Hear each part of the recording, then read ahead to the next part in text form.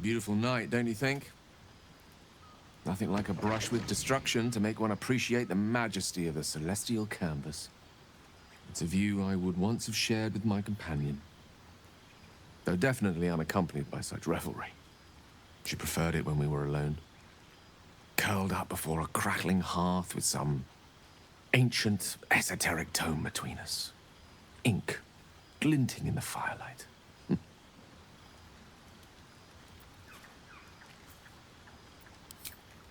By a Garon's lost nose! No! I speak of Tara, my Tressym, assistant, my constant companion through all the ills and tribulations my hubris has thrust upon me. She had been most impressed by our efforts saving these tieflings. Proud, even. And I've given her little to be proud of recently, after I was afflicted with my condition, and locked myself in my tower for an entire year. I was inconsolable, wallowing in my self-inflicted tragedy. I'd given up on myself, but Tara never did. It was her encouragement, her research that led me to my treatment. Once we knew that magically infused items were the key, she went out to find them for me. She saved my life. After so long being cared for by someone else, it feels good to have repaid the favor. Not directly to Tara, but to these poor tieflings. I'm sure she would approve.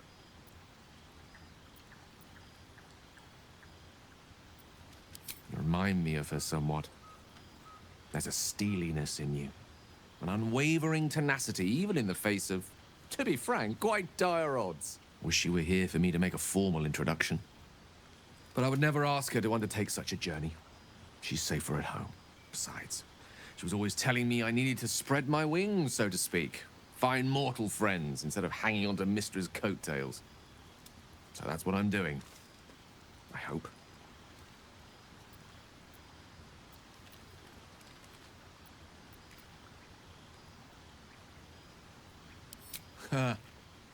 Very funny. But as we all know, nymphs are sticklers when it comes to their bathing routines. You, my friend, haven't been near a fresh spring in a 10-day or more. Not that I don't appreciate your musk. Actually rather like it. Well, this seems as good a time as any for me to stop babbling on.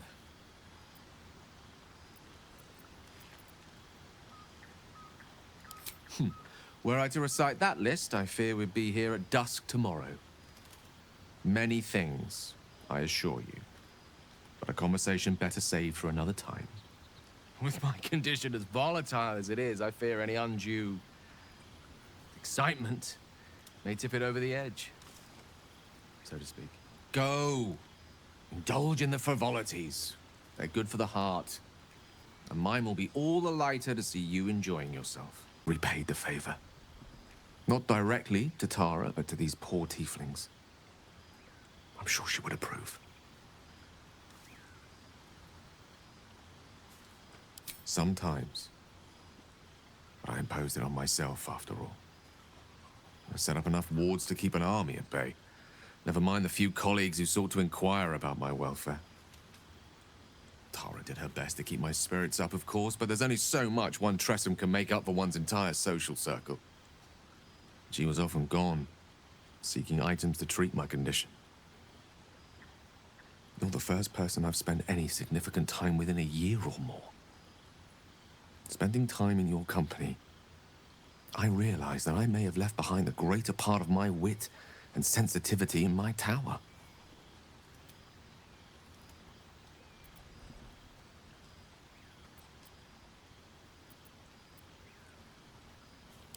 Wait, are you saying... You know what? I think I've clearly had far too much wine. And you've had nowhere near enough. I think this is a conversation best held back on. For now. With my condition as volatile as it is, I fear any undue excitement may tip it over the edge, so to speak. Go! Indulge in the frivolities. They're good for the heart. And mine will be all the lighter to see you enjoying yourself. Buzz of celebration quiets to a soothing hum as you approach your bunk. You've picked up a few pleasant memories on your journey amongst your struggles. Or perhaps you will be the one taking him.